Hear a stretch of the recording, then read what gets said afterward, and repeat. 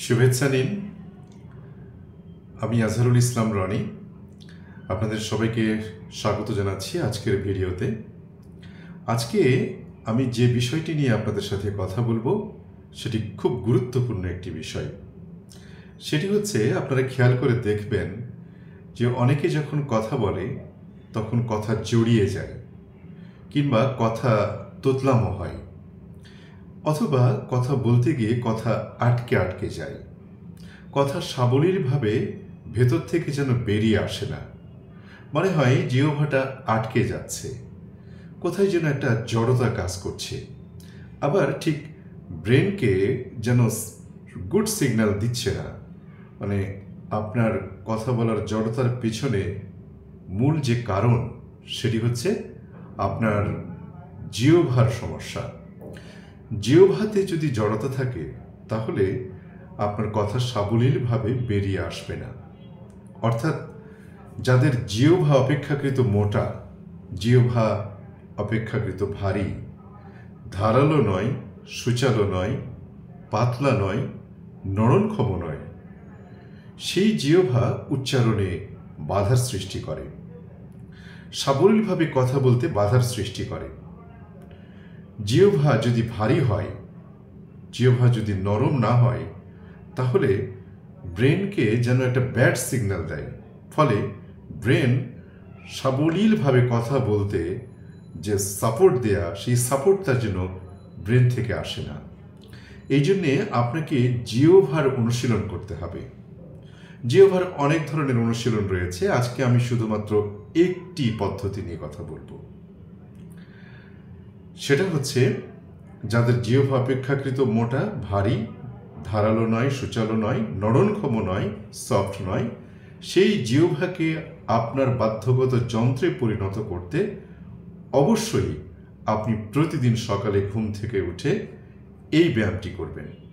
সেটি হচ্ছে, বুক এবং পেট ভর্তি পূর্ণ শ্বাস নেবেন। শ্বাস নেওয়ার পর ট বর্ণটিকে টয়ে রফালা উচ্চারণ করলে যেটা হয়, আপনি সেইটা প্রলম্বিত আকারে আপনি বলতে থাকবেন। কিভাবে বলবেন দেখুন। আমি প্রথমে বুক পেট ভর্তি দম নিব। এই বুক পেট ভর্তি দম নিলাম। এরপরে ট বর্ণটিকে আমি কি করব, টর।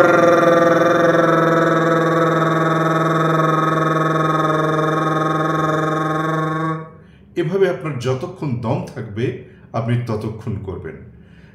একেবারে অধিক দম নেবেন, বুক পেট ভর্তি দম নেবেন। এতে করে আপনার দম যত বড় হবে, আপনার এইটাও তত প্রলম্বিত হবে। অর্থাৎ এবং দম যখন শেষ হয়ে আসবে, আপনার শব্দটাও আস্তে আস্তে কমতে থাকবে।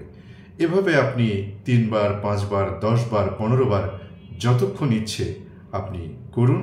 দেখবেন যে আপনার এই জিহ্বা নরমক্ষম হবে, নরম হবে, এবং জিহ্বার যে জড়তা সেটি দূর হয়ে যাবে।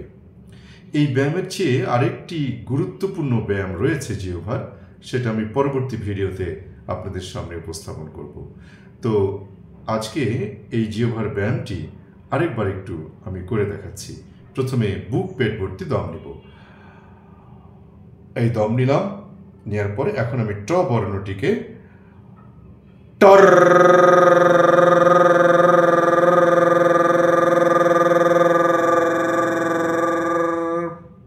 ঠিক এইভাবে আপনি প্রতিদিন অনুশীলন করুন। দেখবেন আপনার জিহ্বা আপনার বাধ্যগত যন্ত্রে পরিণত হচ্ছে, আপনাকে কথা বলার ক্ষেত্রে পূর্ণ সাপোর্ট দিচ্ছে। আশা করি প্রতিদিন সকালবেলা জিহ্বার ব্যায়াম কিংবা ঠোঁটের ব্যায়াম, চোয়ালের ব্যায়াম, এই ব্যায়ামগুলো করা আমাদের অবশ্যই জরুরি। যারা বিশেষ করে ভয়েস নিয়ে কাজ করেন, যারা বিশেষ করে আবৃত্তি চর্চা করেন, খবর পড়েন, উপস্থাপনা করেন, বিশেষ করে যারা বক্তব্য দেন, কথা বলতে হয় যাদেরকে, এমনকি যারা প্রত্যেকেই আর কি সুন্দর করে যারা কথা বলতে চান, প্রত্যেকের জন্যে এই ব্যায়ামটা করা জরুরি। ইনশাআল্লাহ আমি পরবর্তী ভিডিওতে জিহ্বার আরও একটি ব্যায়াম নিয়ে আপনাদের সামনে হাজির হব, এবং এর পরবর্তীতে ঠোঁটের ব্যায়াম কিংবা চোয়ালের ব্যায়াম, এই জাতীয় আরও কিছু ভিডিও নিয়ে আপনাদের সামনে হাজির হব। সবাই ভালো থাকবেন, সুন্দর থাকবেন এবং সুন্দরের সাথেই থাকবেন।